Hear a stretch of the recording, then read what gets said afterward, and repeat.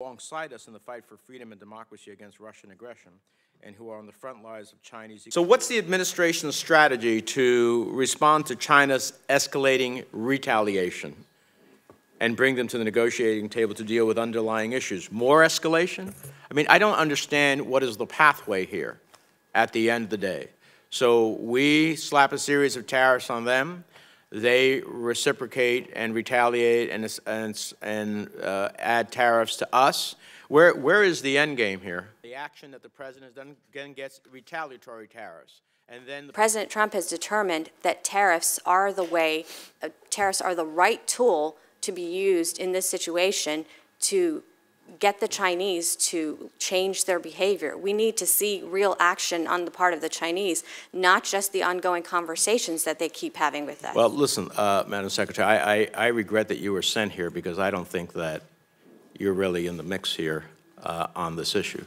And you're sent here as cannon fodder at the end of the day, which is really a challenge. You note Beijing's use of intellectual property theft, forced technology. I believe the president is abusing his authorities. I think it is a massive abuse of his authorities. And the reason he's using 232 and abusing his authorities in this way is that 232 can be used with no basis. In other words, you don't have to go to the ITC or the World Trade Commission or anything else and prove something out. You can just say that it's in our national security interest. Again, we may move to autos, as I understand it. And again, I have no idea how the making of automobiles by others is a national security threat to our nation.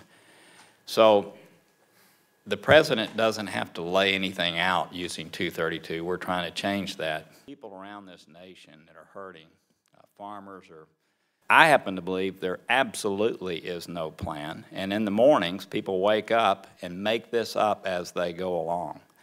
And if in some uncanny way they figure out a way out of this, that'll be great for our nation. But I know today there is no end goal. Country that has finally opened their markets to our poultry after years of effort that we undertook.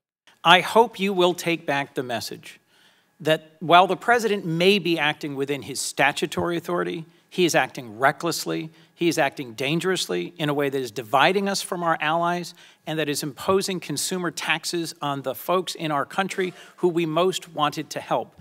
If we don't see a strategy that lines up, I think Congress will act to restrain his reckless use of this authority. I'm glad that you're in the position. I'm sorry you got to sell the program you're selling today, but I'm glad you're in the position you're in.